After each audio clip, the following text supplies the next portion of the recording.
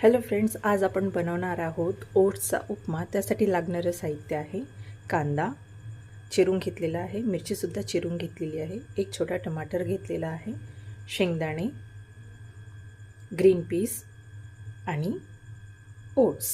चला तर मग आपण सुरुवात करूया.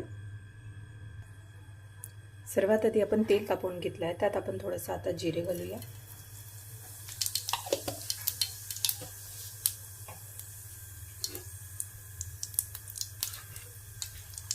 जिरं तळतळलं की त्यात आपण चिरलेला कांदा आणि मिरची घालूया.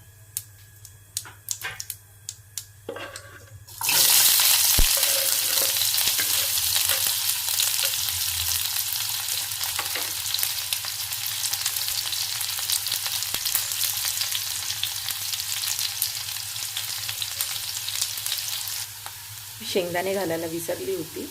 तुम्ही सर्वात आधी शेंगदाणे घाला आणि मग नंतर जिरे घाला. मी आता शेंगदाणे घालत आहे.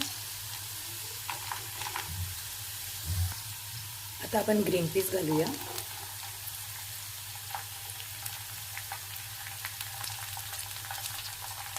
छान परतून घेऊया.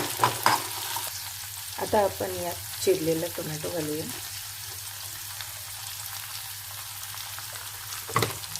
वरून थोडंसं मीठ घालूया.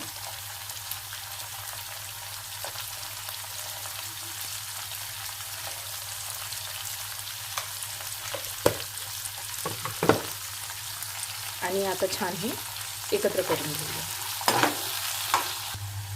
थोडीशी हळद घालूया. पुन्हा एकदा मिक्स करून घेऊ.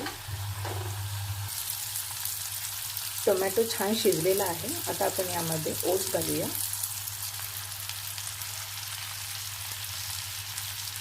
आणि पुन्हा एकदा मिक्स करून घेऊया.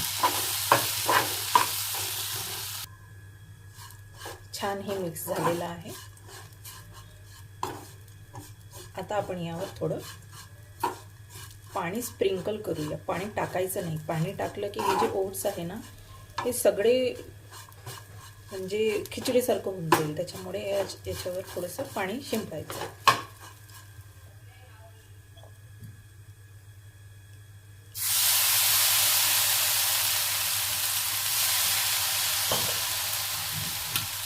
मिक्स करून घ्यायचं.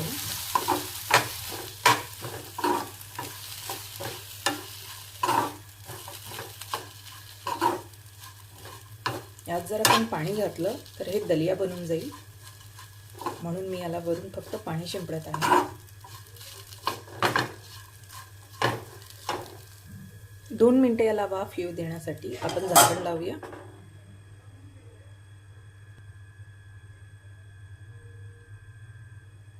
गॅस बंद करून घेऊया.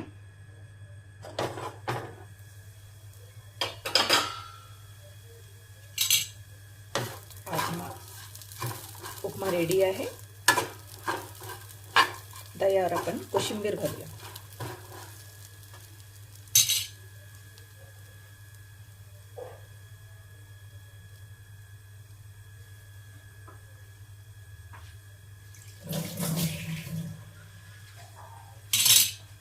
मिक्स करून घेऊया.